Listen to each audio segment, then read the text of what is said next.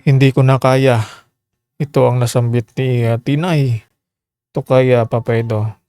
Papa Edo, sumagot, "Bakit mo nagawa ito, Tinay, sa akin at sa mga sponsor?" Ito ang ating update. Ito ang malungkot na balita na kinaharap ng beneficiary ni, Papa Eds, si Tinay.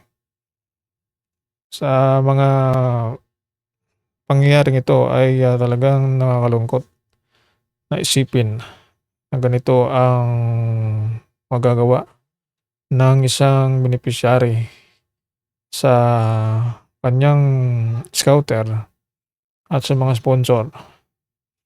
Ito ay, isang nakakalungkot na balita na nangyari dito sa beneficiary dahil, lahat ng mga beneficiary ni, Kalingap Edo ay, nag-aaral ng mabuti. Gano'n din ang mga beneficiary ni, Kalingap Rab.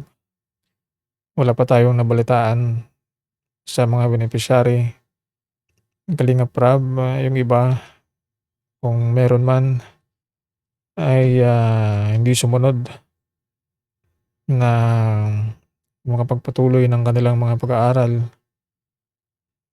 ay, bihira lamang. Ito namang Kalingap Edo, unang beneficiary niya na natuklasan na sumuway sa rules sa pagtulong niya dito po sa mga beneficiary.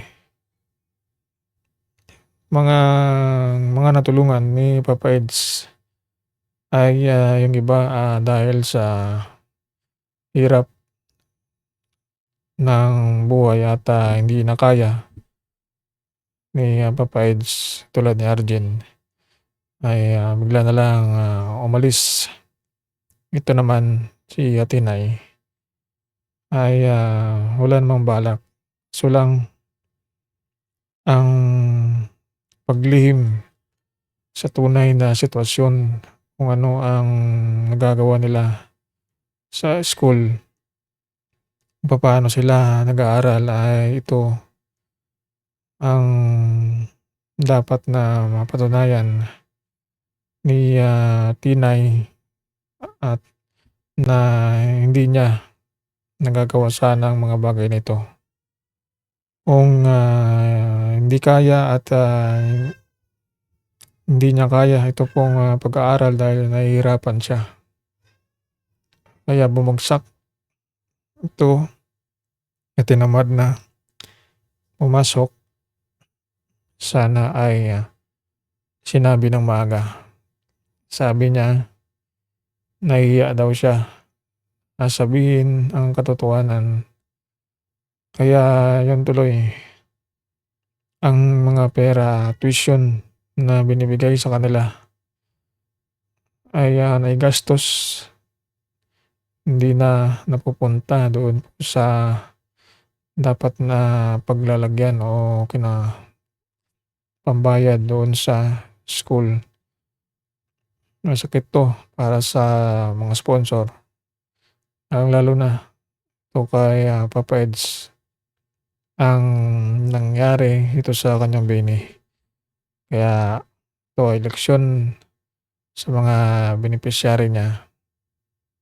Dapat pahalagahan ang pagkakataong binibigay ng sponsor sa kanila para sa kanilang bukas makapagtapos ng pag-aaral, maiahon sa kahirapan ito pong kanilang pamilya. Nakakalungkot na isipin na ganito ang magagawa ng isang beneficiary sa kanyang scouter at sa mga sponsor.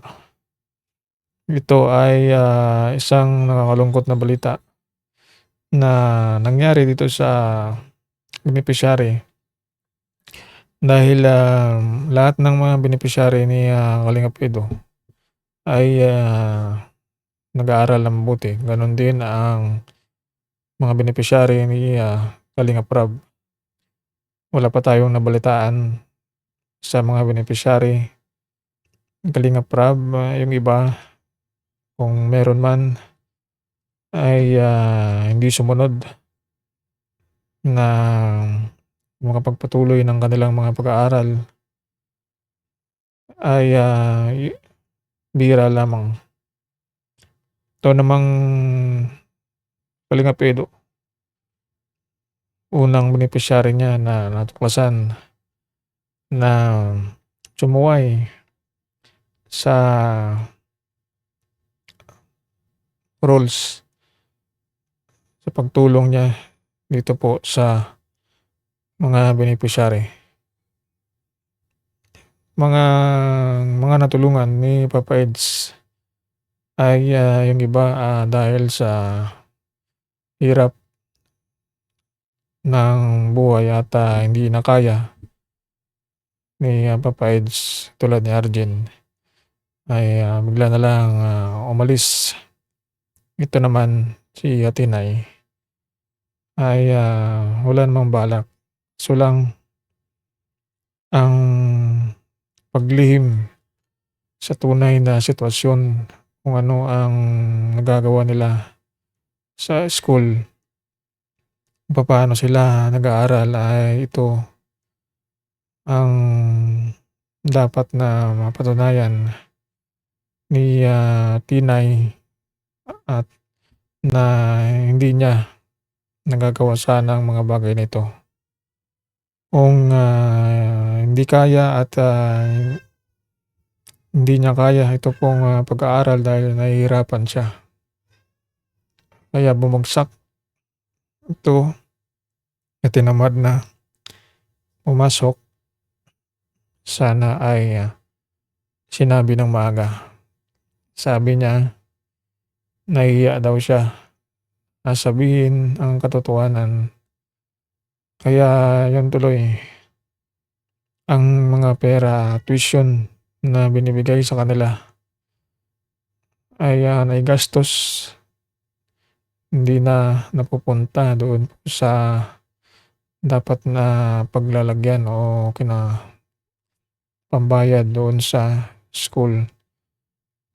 Masakit 'to para sa mga sponsor, lalong-lalo na 'to kay, Papa Eds. Ang nangyari ito sa kanyang bini. Kaya ito ay leksyon sa mga benepisyary niya. Dapat pahalagahan ang pagkakataong binibigay ng sponsor sa kanila para sa kanilang bukas makapagtapos ng pag-aaral, maiahon sa kahirapan ito pong kanilang pamilya.